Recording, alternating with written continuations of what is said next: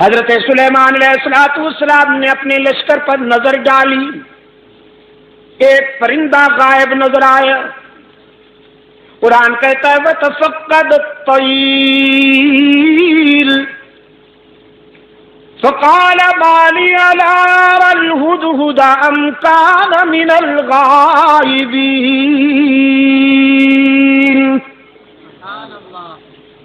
حضرت سلیمان علیہ السلام نے ایک پرندے کو غائب پایا، فرمانے لگے کیا بات ہے، مجھے ہدہد نظر نہیں آ رہا، ذرا دیکھو لشکر کے کسی کونے میں چھپا بیٹھا ہے یا پھر میری اجازت کے بغیر کہیں چلا گیا ہے، تلاش کرو۔ یہ ہدہد جانتے ہیں آپ؟ جی کیا فرمایا؟ اچھا، ملا